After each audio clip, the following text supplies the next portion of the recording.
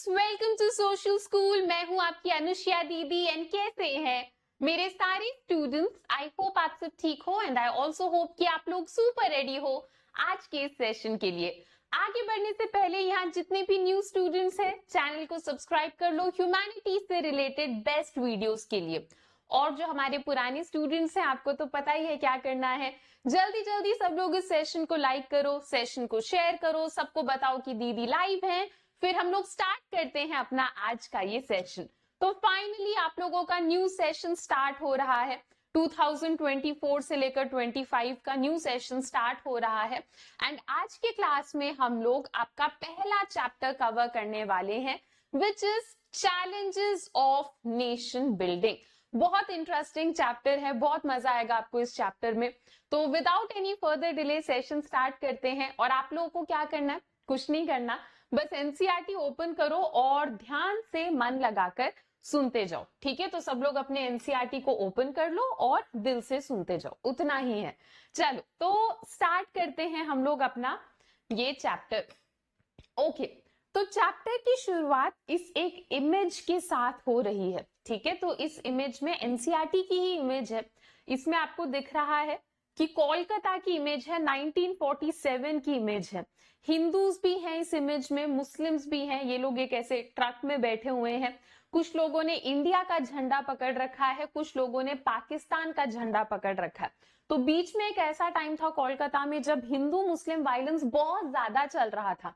तो जब वो वायलेंस खत्म हुआ, ठीक हुआ, तब हमें इस टाइप का एक सिनेरियो कोलकाता में देखने को मिलता है। इस एक पॉजिटिव इमेज के साथ हमारे चैप्टर की शुरुआत हो रही है। कह रहे हैं the first few years in the life of independent India were full of challenges.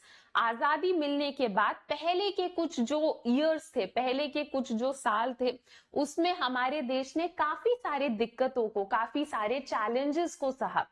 Some of the most pressing ones concerned national unity। एक चैलेंज तो ये भी था कि कहीं हमारे देश की एकता ना बिगड़ जाए, कहीं हमारे देश की टेरिटरी ना चली जाए। तो ये भी हमारे लिए चैलेंजेस हुआ करते थे। जब हम छोटे क्लासेस में थे तब हमें पढ़ाया जाता था कि ब्रिटिशर्स को भगाने के लिए हमने कितना ज्यादा संघर्ष करा। और अक्सर कहीं ना कहीं हमें ऐसा लगने लग जाता है कि वहीं तक स्ट्रगल था, उसके बाद जब हमने ब्रिटिशर्स को भगा दिया सब ठीक हो गया। तो ऐसा नहीं है। ब्रिटिशर्स को भगाने के बाद, आजादी मिल जाने के बाद भी हमने बहुत सारे चैलेंजेस को फेस करा। We begin the story of politics in India since independence by looking at how 3 of these challenges of nation building were successfully negotiated. कह रहे हैं कि ये जो चैप्टर है, ये जो बुक है, इस बुक की शुरुआत हम कैसे करेंगे?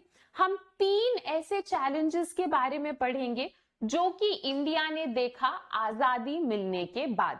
पहला चैलेंज, पहली दिक्कत क्या थी आजादी मिलने के बाद हमारे देश में?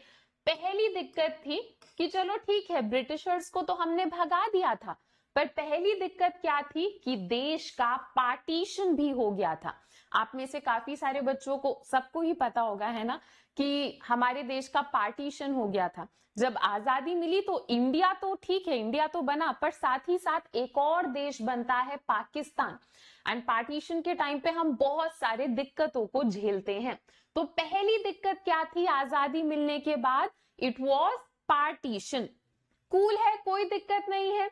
सेकेंड दिक्कत क्या थी? Integration of princely states into Indian union. तो ये मैं आपको समझाती हूँ कि प्रिंसली स्टेट क्या होता है। तो जब ब्रिटिशर्स थे ना हमारे इंडिया में, मान लो ये हमारा इंडिया है, तो जब ब्रिटिशर्स ने हमारी इंडिया के ऊपर कब्जा कर रखा था, तब इंडिया में 2 टाइप के इलाके थे। एक एरिया तो ऐसा था जहां ब्रिटिशर्स डायरेक्टली रूल कर रहे थे, और दूसरा एरिया ऐसा हुआ करता था जहां पर राजा रानी हुआ करते थे। ठीक है, अब वो नाम के लिए राजा रानी रहते थे, वैसे तो उन्हें ब्रिटिशर्स की ही बात माननी पड़ती थी, पर ऐसे इलाके जहां पर राजा रानी चीजों को संभाल रहे होते थे, उन एरियाज को हम प्रिंसली स्टेट कहा करते थे। तो जब देश को आजादी मिलती है ना, तो प्रिंसली स्टेट्स के पास 3 ऑप्शन होते हैं। ये 3 ऑप्शन क्या क्या थे? कि या तो आप जाकर इंडिया का ही हिस्सा बन जाओ, ठीक है, या फिर आप पाकिस्तान का हिस्सा बन जाओ, या फिर आप खुद का एक देश बनाओ। तो ऐसे 3 ऑप्शन दे दिए जाते हैं प्रिंसली स्टेट को जब आजादी मिलती है हमें। अब हमारे लिए ये एक चैलेंज इस तरीके से था कि हमें प्रिंसली स्टेट, हम तो ये चाहेंगे कि प्रिंसली स्टेट हमारे इंडिया का पार्ट बने, है ना। तो इस टाइम पे एक और चैलेंज क्या था, ये देखना कि प्रिंसली स्टेट हमारे इंडिया का ही पार्ट रहे। और क्या दिक्कत थी इस दौरान, भाषा के आधार पर हम अलग अलग स्टेट्स बना रहे थे। बहुत सारे लीडर्स को ये टेंशन भी थी कि अगर हम लैंग्वेज के आधार पर अलग अलग स्टेट्स बनाते जाएंगे तो कहीं एक ऐसा टाइम ना आ जाए जब देश की यूनिटी बहुत ज्यादा कम हो जाए। In the next 2 chapters we shall turn to other kind of challenges। पहले इस चैप्टर में इन 3 चैलेंजेस के बारे में आप अच्छे से पढ़ लो। फिर ऐसा नहीं है कि सिर्फ यही 3 चैलेंजेस थे, और भी चैलेंजेस थे, उनके बारे में हम आगे आने वाले चैप्टर्स में एक एक करके पढ़ेंगे। ठीक है, तो ये तो छोटू सा इंट्रोडक्शन था कि इस चैप्टर में क्या क्या होने वाला है। अब हम आगे बढ़ते हैं और पहला टॉपिक स्टार्ट करते हैं। पहला टॉपिक है challenges for the new nation. Cool है, स्टार्ट करते हैं। क्या कह रहे हैं, at the hour of midnight on 14-15 August 1947 India attend independence. 14th और 15th अगस्त का जो मिडनाइट का टाइम था, उस टाइम पर हमारे देश को आजादी मिलती है। जवाहरलाल नेहरू जी को हम आजाद, फ्री इंडिया, इंडिपेंडेंट इंडिया का फर्स्ट प्राइम मिनिस्टर बनाते हैं। तो नेहरू जी हमारे पहले प्राइम मिनिस्टर बन जाते हैं। He addressed a special session of Constituent Assembly that night। उस रात को नेहरू जी कॉन्स्टिट्यूएंट असेंबली के लोगों के लिए एक स्पेशल सेशन रखवाते हैं। एंड उस सेशन में नेहरू जी एक बहुत फेमस स्पीच देते हैं। उस स्पीच का नाम था ट्रिस्ट विद डेस्टिनी। तो ये स्पीच का नाम हम याद रखेंगे। हम ये भी याद रखेंगे कि ये स्पीच हमारे नेहरू जी ने दी थी। यहां से डेफिनेटली कोई ना कोई क्वेश्चन हमारे एग्जाम में आ सकता है। ठीक है, तो ये वो मोमेंट था जिसके लिए सारे इंडियंस इतने सालों से वेट कर रहे थे कि फाइनली हमें आजादी मिल गई। आपने अपने हिस्ट्री टेक्स्ट बुक्स में भी पढ़ रखा है कि कितने मेहनत से हमने इस आजादी को पाया था। अब आजादी जब हमें मिलती है, उस टाइम पर इंडिया में अलग अलग लोगों के अलग अलग सपने थे, अलग अलग एस्पिरेशंस थे, but there were 2 goals almost everyone agreed upon. पर 2 गोल्स ऐसे थे जिसे लेकर सब अग्री कर जाते हैं कि ये तो देश में होना ही होना चाहिए। तो वो 2 चीजें क्या थी, एक तो क्या था, that after independence we shall run our country through democratic government. पहला गोल क्या था कि जैसे ही आजादी मिलेगी भाई, हम तो अपने देश में क्या करेंगे, हम अपने देश में डेमोक्रेटिक गवर्नमेंट लेकर आएंगे। ये पहला गोल था हमारा। सेकेंड गोल क्या था, the government will be run for the good of all, particularly the poor and the socially disadvantage group. दूसरा गोल क्या था कि हम जो गवर्नमेंट बनाएंगे वो सबके ऊपर फोकस करेगी, है ना। तो जो डिसएडवांटेज लोग हैं, जो गरीब लोग हैं, उन सबको बराबर ट्रीटमेंट मिलनी चाहिए। ठीक है, और अब देश को आजादी मिल गई थी। Now that country was independent, that time had come to realise the promise of freedom. ठीक है, तो अब देश को आजादी भी मिल गई थी, तो हमने पूरा प्लान बना लिया था कि इन 2 गोल्स के ऊपर हमें अच्छे से काम करना है।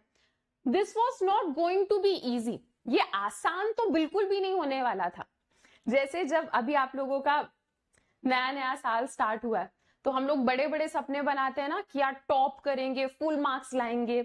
सुनने में अच्छा लगता है, पर हमें भी पता होता है ना कि मेहनत करनी पड़ेगी, आसान नहीं होने वाला है ये। तो सेम चीज आपको बता रहे हैं कि सुनने में तो अच्छा लग रहा है, पर ये काम उतना आसान नहीं होने वाला था। क्यों? क्योंकि इंडिया एक ऐसा देश है which was born in very difficult circumstances.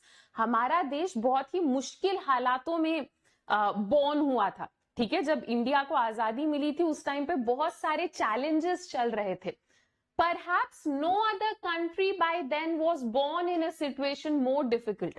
कह रहे हैं कि शायद ही कोई देश होगा जिसने इंडिया जैसे डिफिकल्टीज को सहा होगा जब आजादी मिली। क्योंकि हमारे देश में क्या होता है, जब हमें आजादी मिलती है ना, उस टाइम पे देश का पार्टीशन भी हो जाता है, ठीक है। तो शायद ही कोई ऐसा देश रहा होगा जिसने इतनी सारी चैलेंजेस को देखा होगा जब वो देश बन रहा था। The year 1947 was a year of unprecedented violence and trauma। कह रहे हैं कि 1947 का जो टाइम था, उस टाइम में बहुत भयंकर वायलेंस होता है हमारे देश में, लोगों को डिस्प्लेस होना पड़ता है, लोगों को अपना घर छोड़कर भी भागना पड़ जाता है।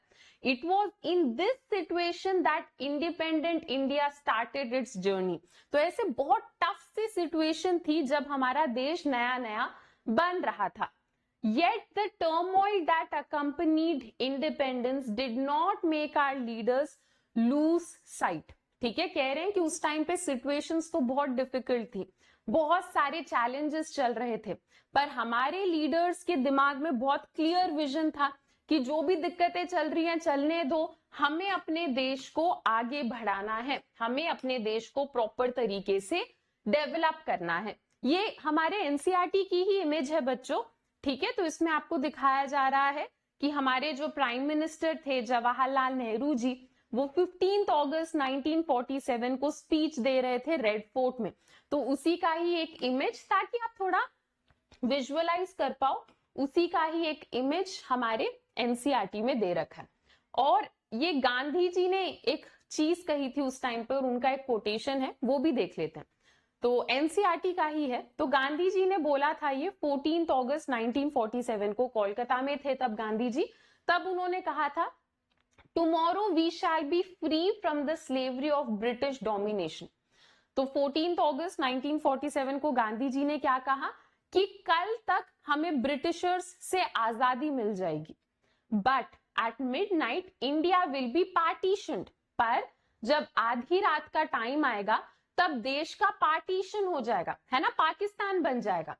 Tomorrow will thus be a day of rejoicing as well as of morning.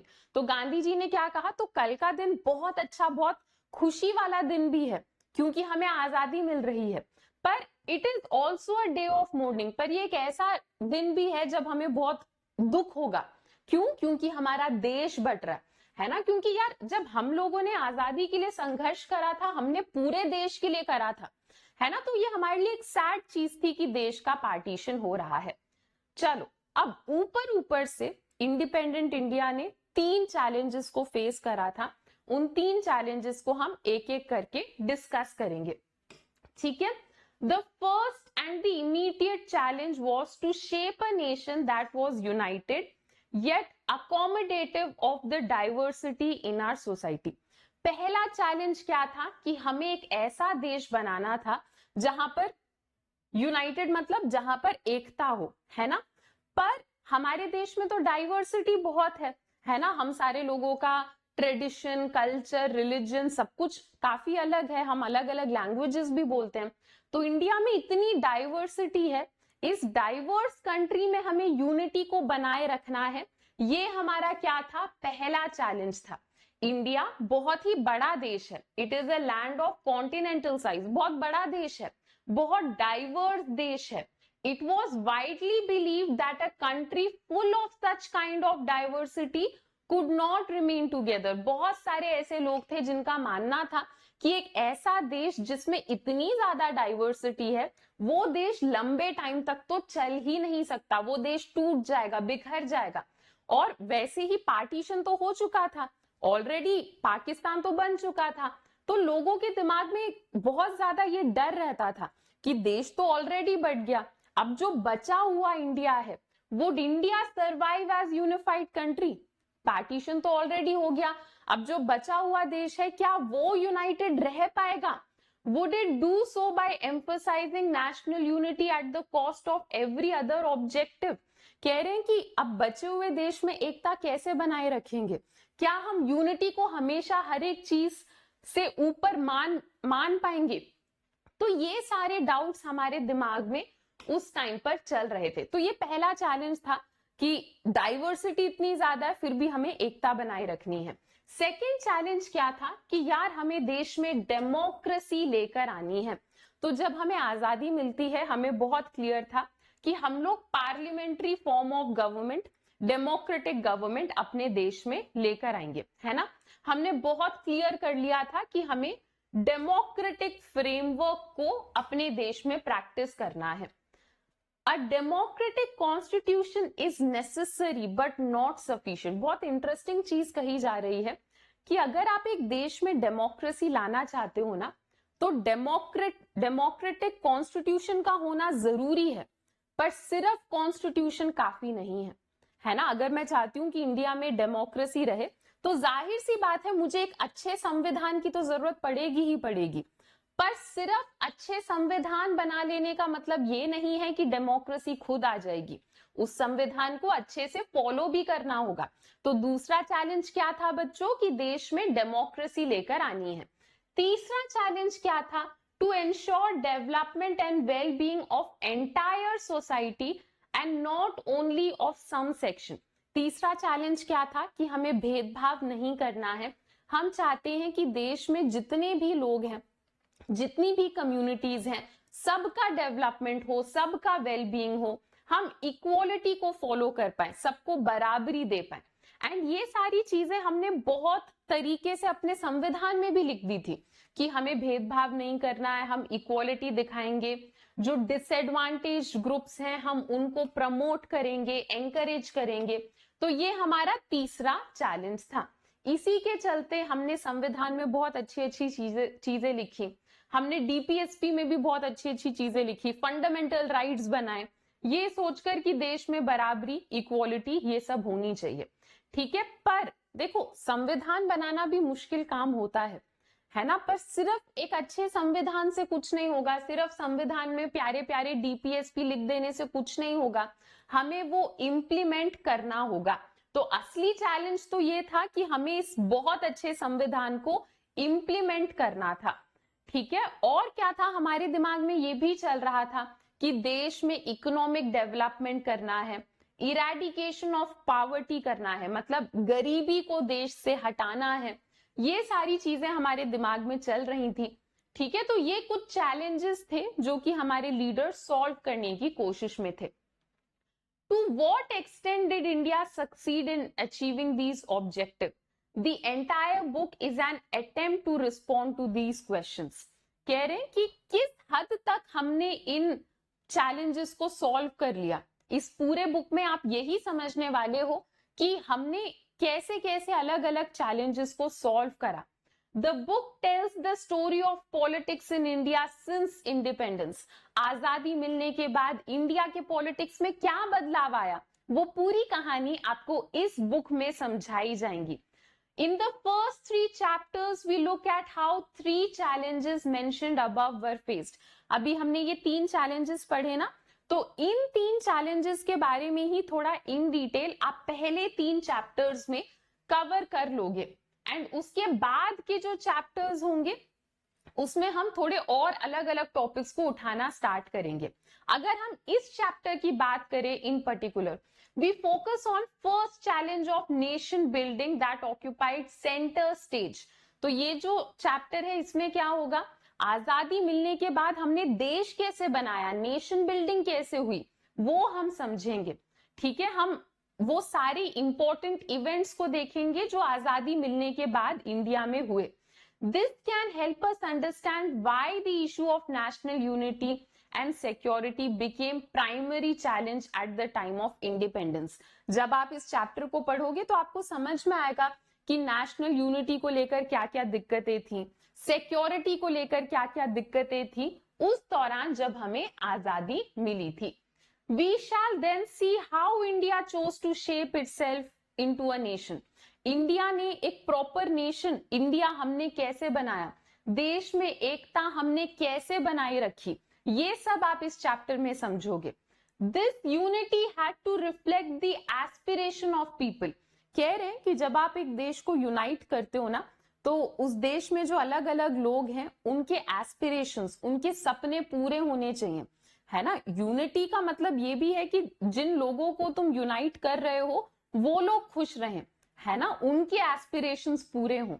In the next 2 chapters, we shall turn into the challenge of establishing a democracy and achieving economic development.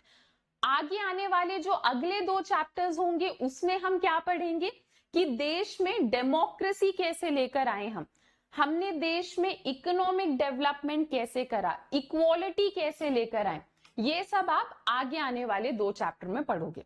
ठीक है, चलो अभी के लिए partition topic start करते हैं। Partition में क्या हुआ, क्या क्या दिक्कतें थी, नहीं थी, ये सब समझते हैं। तो 14 और 15 अगस्त 1947 का जो मिडनाइट था, उस टाइम पर एक नहीं बल्कि 2 देश बनते हैं, एक अपना इंडिया और एक पाकिस्तान। ऐसा क्यों होता है? क्योंकि उस दौरान हमारे इंडिया का पार्टीशन कर दिया जाता है। तो ब्रिटिशर्स ने पूरे ब्रिटिश इंडिया के ऊपर जो कब्जा कर रखा था उसका पार्टीशन होता है और 2 देश बनते हैं, इंडिया और पाकिस्तान। क्यों होता है ये पार्टीशन? तो उस टाइम पर ना मुस्लिम लीग, आपको पता है ना, 10th में पढ़ा था मुस्लिम लीग के बारे में। तो जो मुस्लिम लीग के लोग थे वो लोग एक थियरी के ऊपर विश्वास रखते थे एंड उस थियरी का नाम था 2 नेशन थियरी। तो मुस्लिम लीग के लोगों का मानना था कि यार इंडिया में 2 टाइप के लोग हैं, हिंदूज और मुस्लिम, तो ऐसे में दोनों को अलग अलग देश पकड़ा दो। ठीक है, तो इस थियरी को, इस लॉजिक को हम 2 नेशन थियरी कहते हैं कि इंडिया में 2 टाइप के लोग हैं, हिंदूज एंड मुस्लिम, दोनों को अलग अलग देश पकड़ा दो। अब ध्यान रखना 2 नेशन थियरी के ऊपर सिर्फ मुस्लिम लीग का विश्वास था। ठीक है, सिर्फ मुस्लिम लीग 2 नेशन थियरी को मानती थी। हमारे देश की कांग्रेस, उस टाइम पे कांग्रेस ही थी इंपॉर्टेंट मेन पार्टी, तो कांग्रेस तो बिल्कुल भी इस थियरी को सपोर्ट करती ही नहीं थी। ठीक है, पर इसके बावजूद 1940s में कुछ ऐसे पॉलिटिकल हालात कुछ ऐसे हो जाते हैं कि फिर बाद में देश का पार्टीशन हो जाता है और पाकिस्तान बन जाता है। अब ये पूरा प्रोसेस कैसा था पार्टीशन का वो समझते हैं। तो पार्टीशन रिलीजियस मेजॉरिटी के आधार पर हुआ था। रिलीजियस मेजॉरिटी मतलब इंडिया में वो हिस्सा जहां पर मुस्लिम ज्यादा हैं वो हिस्से हमने पकड़ा दिए पाकिस्तान को, है ना, एंड ऐसे हिस्से जहां पर मुस्लिम्स उतने नहीं है, माइनॉरिटी में है, वो इंडिया का ही पार्ट रहे, है ना। तो ऐसे रिलीजन के आधार पर पार्टीशन हुआ था। ऐसे एरियाज जहां मुस्लिम ज्यादा थे वो एरियाज हमने पाकिस्तान को दे दिए। This basically means that area where Muslims were in majority would make up the area of Pakistan. Areas एरियाज जहां मुस्लिम ज्यादा थे उन एरियाज को हमने पाकिस्तान को दे दिया और बाकी का जो हिस्सा था, बाकी का हिस्सा इंडिया का ही रहा। The idea might appear simple. अब ये आइडिया तो बहुत सिंपल लग रहा है ना, ऐसे हिस्से जहां पर मुस्लिम ज्यादा है वो पाकिस्तान को दे दो, बहुत इजी सा आइडिया लग रहा है।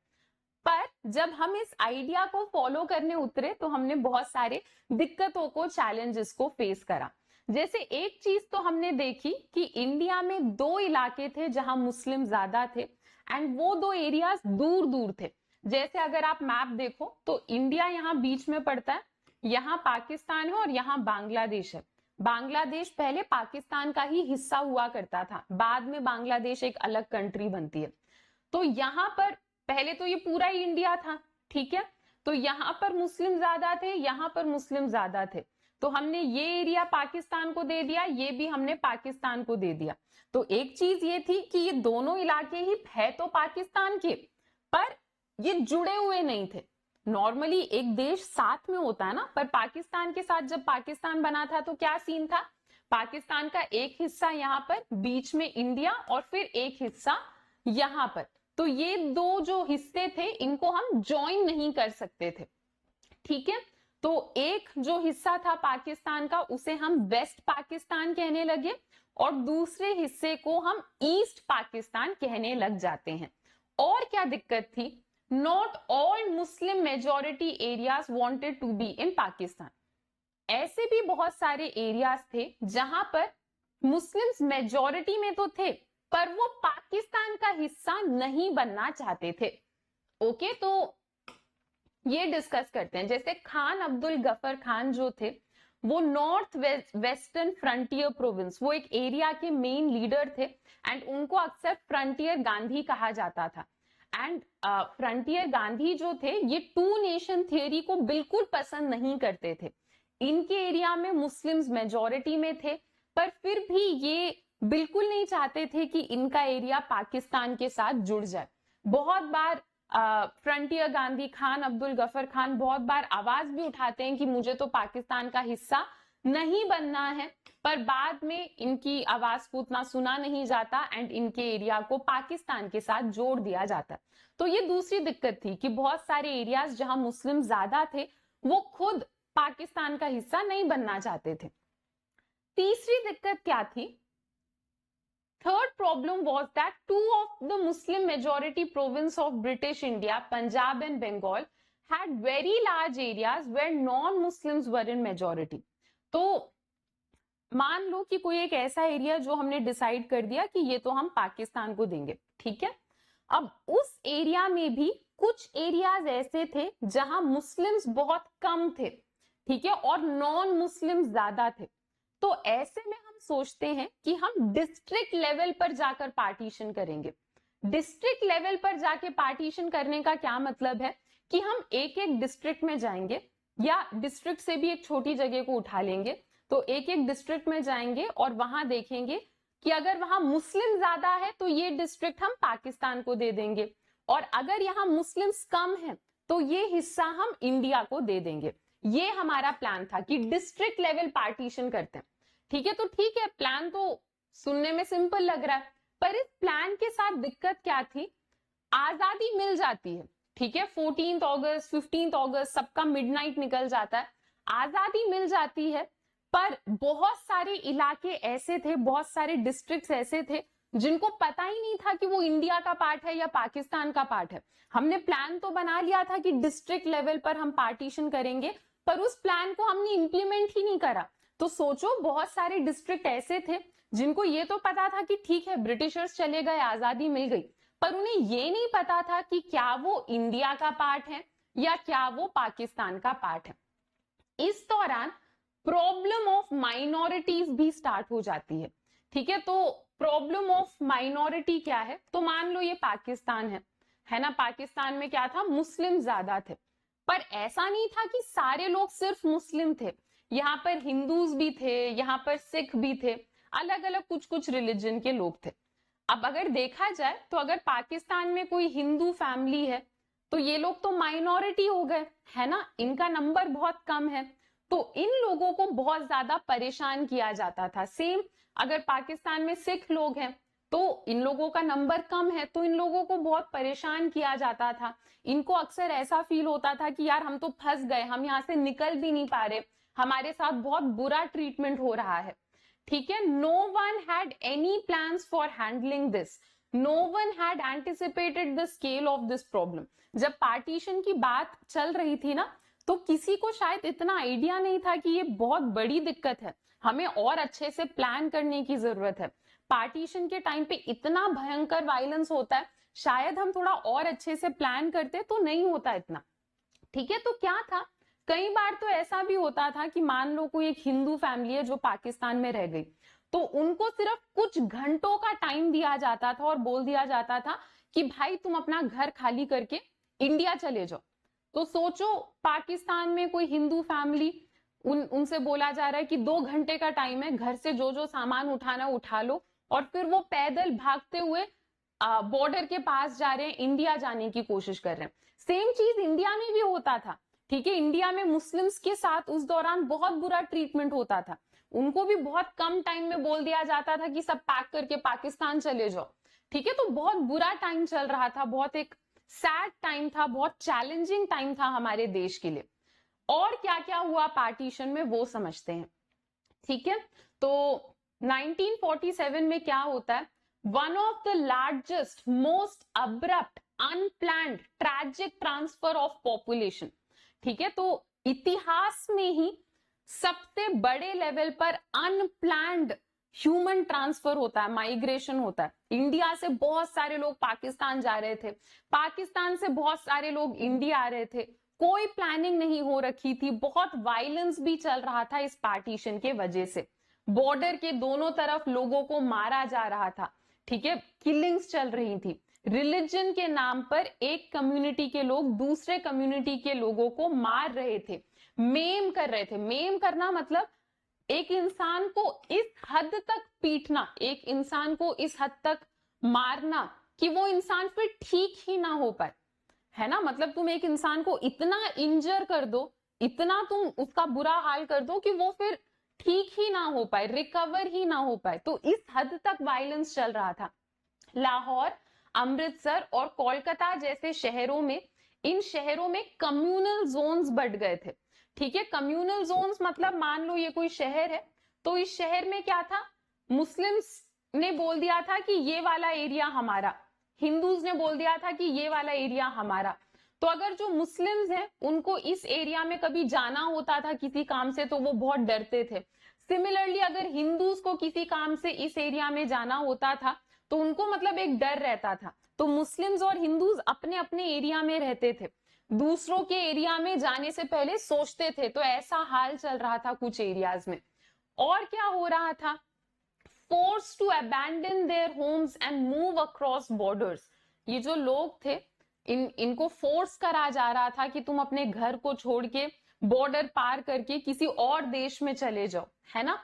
ऐसा भी होता था कि जो माइनॉरिटीज होते थे, जैसे पाकिस्तान में अगर कोई हिंदू फैमिली है तो वो लोग भाग भाग कर रेफ्यूजी कैंप्स में आकर रुकते थे। ठीक है, उन्हें अपना घर छोड़कर तो भाग कर आना पड़ रहा है, तो ऐसा थोड़ी है कि एक दिन में भागकर इंडिया पहुंच जाएंगे। तो बीच बीच में टेम्पररी शेल्टर बनाया जाता था उनके लिए, रेफ्यूजी कैंप्स कहते थे, वहां पर वो लोग रुकते थे। अब इन रेफ्यूजी कैंप्स में हिंदू फैमिली अब इंडिया तो नहीं पहुंची है, पाकिस्तान में ही है, तो उन्हें पाकिस्तान की पुलिस, पाकिस्तान की एडमिनिस्ट्रेशन से मदद मांगनी होगी। तो ये लोग मदद नहीं करते थे इतनी जल्दी। और ऐसा नहीं है कि सिर्फ पाकिस्तान में ये चीज हो रही थी, सेम चीज इंडिया में भी हो रही थी। ठीक है, तो they travel to the other side of the border often by foot. अक्सर क्या होता था, इन्हें चलकर ही जाना पड़ता था। पूरी फैमिली अपने घर से सारा सामान उठाकर चलकर बॉर्डर के दूसरे तरफ जाने की कोशिश करती थी। अब अगर कोई फैमिली अपने घर से सारा सामान लेकर चल रही है, रास्ते में लोगों को देखकर पता चल जाता था कि ये हिंदू है, चलकर जा रहे हैं, सारा सामान है इनके हाथ में, तो ये बॉर्डर पार करने की कोशिश कर रहे हैं। तो लोग क्या करते थे, इन लोगों को मारते थे, लूट मचाते थे, इनका सामान चुरा लेते थे। औरतों के लिए, विमेन के लिए बहुत सैड टाइम था। इस दौरान क्या होता था, फैमिली में अगर कोई गर्ल चाइल्ड है, कोई विमेन है, तो उनको मार दिया जाता था, रेप कर दिया जाता था, फोर्स्ड मैरिज, जबरदस्ती मैरिज करके उनका रिलीजन कन्वर्ट कर दिया जाता था, किडनैप कर लिया जाता था। ठीक है, तो हजारों में विमेन को इस दौरान किडनैप करा जाता है बॉर्डर के दोनों साइड। ठीक है, एंड फिर उनसे जबरदस्ती शादी कर ली जाती है ताकि उनका रिलीजन कन्वर्ट हो जाए। In many cases women were killed by their own family. और पता है क्या सैड सी चीज है ये, मान लो कि इंडिया में से किसी विमेन को किडनैप करके पाकिस्तान ले गए, वहां पर उससे जबरदस्ती शादी हो गई, उसका रिलीजन कन्वर्ट कर दिया। ठीक है, तो अगर वो जैसे तैसे अपने घर पहुंच भी जाती थी ना, तो उसी के घर के लोग उस विमेन को मार देते थे। ऑनर किलिंग कहते हैं इसे। ठीक है, मार दिया जाता था कि यार अब तो तुम्हारा रिलीजन कन्वर्ट हो गया, है ना। तो ऑनर किलिंग, उसी के फैमिली के लोग मार देते थे उसे। तो मेनी चिल्ड्रन वर सेपरेटेड। इस दौरान ये भी हुआ कि बहुत सारे बच्चे अपने पेरेंट्स से बिछड़ गए। ठीक है, तो बहुत ही एक चैलेंजिंग टाइम चल रहा था हमारे देश के लिए। Those who did manage to cross the border found that they had no home। ऐसे लोग जो बॉर्डर क्रॉस भी कर जाते थे, उनको लगता था कि यार बॉर्डर क्रॉस करके भी हमने क्या कर लिया, इतने सालों से तो हम अपने उस घर पे रहते थे, सब छोड़ छाड़ के अब हम यहाँ पे आ गए, अब हमारे पास घर नहीं है, कुछ नहीं है, क्या करें। For lakhs of these refugees, the country's freedom meant life in refugee camp। लाखों में ऐसे लोग थे जिनको ये लगता था कि देश को आजादी मिल जाने का मतलब क्या है, कि अब उन लोगों को एक रेफ्यूजी कैंप में महीनों तक रहना पड़ेगा। Writers, poets and film makers in India and Pakistan have expressed this. तो हमारे देश में भी, पाकिस्तान में भी अलग अलग राइटर्स, अलग अलग पोएट्स एंड फिल्म मेकर्स ने इस टाइम पर जो भी दिक्कतें चल रही थी उनके ऊपर कहानियां लिखी हैं, फिल्में बनाई हैं, पोएम्स लिखी हैं, ताकि इन सारी चीजों को एक्सप्रेस करने के लिए। Why recounting the trauma of partition. जो ऐसे लोग हैं जिनको पार्टीशन के टाइम का आइडिया है, जिन्होंने पार्टीशन के इन सारे टाइम को देखा है, वो अक्सर कहते हैं कि यार पार्टीशन का टाइम इतना बुरा था कि it felt like division of hearts. अगर दिल को डिवाइड कर दिया जाए, अगर दिल को हाफ कर दिया जाए, कितना बुरा लगेगा, कितना दर्द होगा, उतना भयंकर, उतना सैड टाइम था ये। तो लोग अक्सर पार्टीशन को डिविजन ऑफ हार्ट्स कहते हैं। The partition was not merely a division of property, liability and asset और अ पॉलिटिकल डिविजन। ठीक है, कह रहे हैं कि पार्टीशन में बहुत लोगों ने बहुत सारे दिक्कतों को सहा, प्रॉपर्टीज डिवाइड हो जाती हैं, है ना, लोग जमीन बांटने लग जाते हैं, देश के पॉलिटिकल सेटअप का भी डिवीजन होता है, और भी बहुत सारी दिक्कतें होती हैं। ठीक है, लोग टेबल, चेयर, टाइपराइटर, अब गवर्नमेंट ऑफिसेज में जो table, chair, typewriter, paper clip, books, ये सारी चीजें थी, उनको भी डिवाइड किया जा रहा था कि ये पाकिस्तान के लिए, ये इंडिया के लिए। पुलिस बैंड का जो म्यूजिकल इंस्ट्रूमेंट था, उनको भी डिवाइड करा जा रहा था। ठीक है, the employees of government and the railway were also divided. तो जो एम्प्लॉयज थे ना गवर्नमेंट के, तो रेलवे एम्प्लॉयज, गवर्नमेंट एम्प्लॉयज, इनको भी बांट दिया जाता है, डिवाइड कर दिया जाता है। ठीक है, इसके अलावा और क्या था यार, पार्टीशन से पहले ना हम सब साथ में रहते थे। मान लो एक गली है, उस गली में हिंदूज हैं, मुस्लिम्स हैं, दोनों साथ में रह रहे हैं, बढ़िया रह रहे हैं। फिर अचानक से कुछ ऐसा हुआ देश के पॉलिटिक्स में कि इन लोगों से बोला जा रहा है कि भाई अब तुम साथ में नहीं रह सकते, तुम जाओ, बॉर्डर पार करके निकल जाओ यहां से। तो बहुत सारे लोग जो साथ में प्यार से नेबर्स की तरह रहते थे, उनके बीच में वायलेंस स्टार्ट हो जाता है, उनको अपना घर छोड़कर जाना पड़ता है। हमारे अंदाजे से कुछ 80 लाख लोग रहे होंगे जिनको बॉर्डर पार करके जाना पड़ा होगा। हमारे अंदाजे से कुछ 5 से लेकर 10 लाख लोग रहे होंगे जो कि पार्टीशन रिलेटेड वायलेंस में मारे गए। ठीक है, beyond the administrative concerns and financial strains, partition posed a deeper issue. कह रहे हैं कि फाइनेंशियल इशू तो चल ही रहा था पार्टीशन के वजह से, है ना, ये सारी एडमिनिस्ट्रेटिव दिक्कत तो चल ही रही थी पार्टीशन के वजह से। पर पार्टीशन के वजह से एक और चीज के बारे में लोग सोचने लग जाते हैं। टू नेशन थियरी याद है आपको? टू नेशन थियरी में हमने क्या पढ़ा कि मुस्लिम लीग का मानना था कि इंडिया में 2 टाइप के लोग हैं, एक है हिंदूज, एक है मुस्लिम, दोनों को अलग अलग देश पकड़ा दो, है ना। कांग्रेस ने कभी इस थियरी को सपोर्ट नहीं करा, पर इसके बावजूद देश तो बढ़ गया ना। तो जो इंडिया के लोग थे, अब उनके दिमाग में ये क्वेश्चन चल रहा था कि अगर हम ऐसा कह रहे हैं कि मुस्लिम्स के लिए पाकिस्तान है, तो क्या इसका मतलब ये है कि अब से इंडिया हिंदूज के लिए है? इंडिया में बाकी रिलीजन के लोगों का क्या होगा? ये क्वेश्चन लोगों के दिमाग में चल रहा था। ठीक है, द मुस्लिम पॉपुलेशन, देखो वैसे तो मुस्लिम्स चले गए थे पाकिस्तान में जब पार्टीशन का टाइम था, पर सारे मुस्लिम्स नहीं गए थे, है ना। कुछ 1951 की अगर आप पॉपुलेशन देखो तो इंडिया के पॉपुलेशन में 12% जो लोग थे वो मुस्लिम्स थे। तो इन मुस्लिम्स के दिमाग में ये क्वेश्चन चल रहा था कि क्या इंडिया की गवर्नमेंट हमें एक बराबर सिटीजन की तरह देखेगी? ठीक है, और सिर्फ मुस्लिम्स नहीं, जो बाकी रिलीजन के लोग थे, सिख, क्रिश्चियन, जैन, बुद्धिस्ट, पारसी, जू, इन सबके दिमाग में यही चल रहा था कि पार्टीशन का मतलब ये है क्या कि अब इंडिया में इंडिया एक हिंदू नेशन बन जाएगा। ठीक है, the Muslim League was form to protect the interest of Muslims in colonial India. कह रहे हैं कि जब ब्रिटिशर्स ने इंडिया के ऊपर कब्जा कर रखा था, तब मुस्लिम लीग क्यों बनती है? ब्रिटिश इंडिया में मुस्लिम्स के इंटरेस्ट को बचाने के लिए। तो मुस्लिम लीग क्या कर रही थी?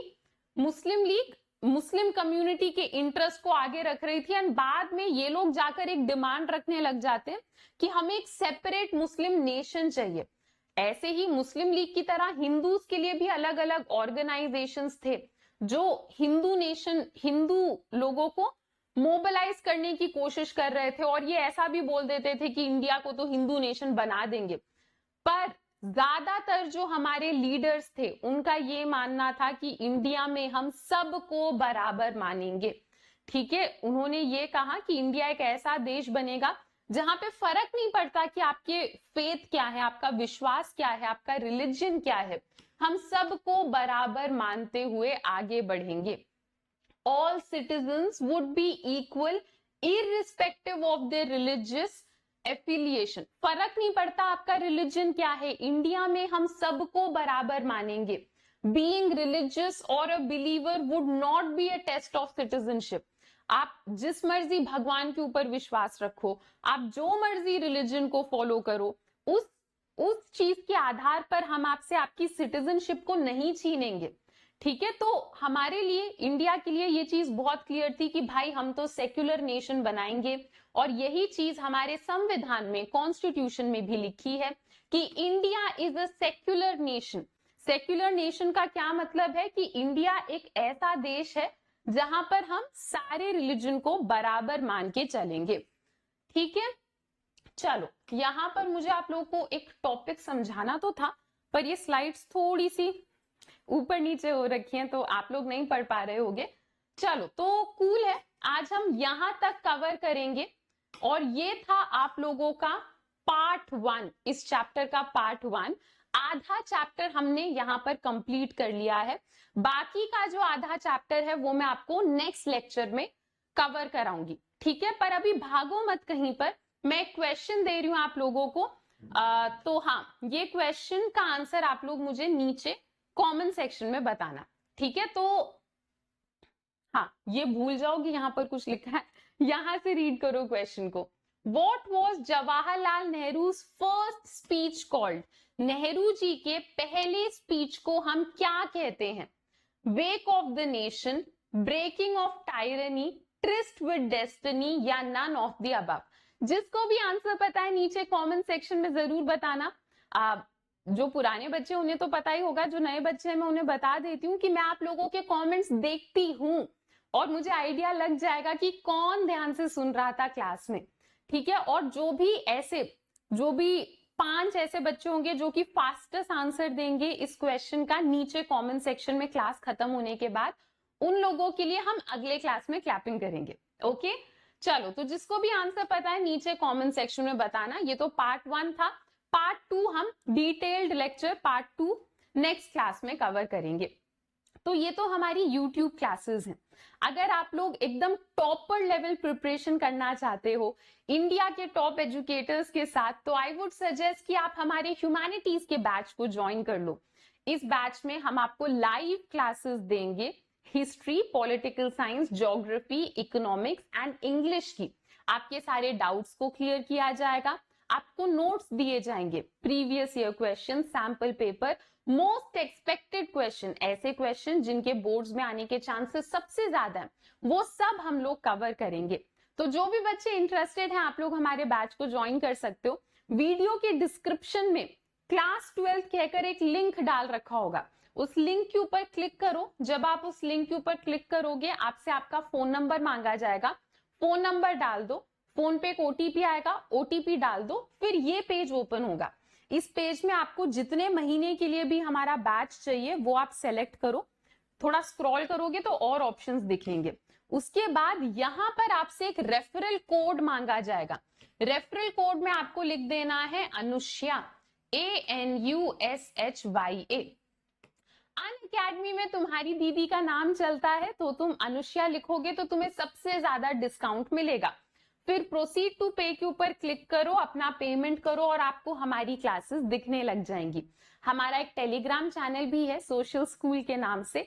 टेलीग्राम चैनल को ज्वाइन करने का लिंक आपको वीडियो के डिस्क्रिप्शन में मिल जाएगा, या फिर सिंपली टेलीग्राम पर जाके टाइप करो सोशल स्कूल, तो वो टेलीग्राम चैनल ज्वाइन करके रखना. सारे क्लास रिलेटेड अपडेट्स, सारे नोट्स उसी चैनल पर आते हैं.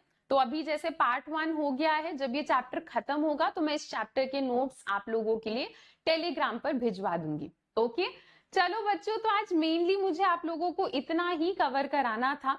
अगर आप लोगों को ये सेशन हेल्पफुल लगा तो वीडियो को लाइक जरूर करना and show your love and support in the comment section. चलो बच्चों, तो अभी के लिए इतना ही. मिलते हैं अपने नेक्स्ट लेक्चर में. Till then, bye bye, take care and thank you.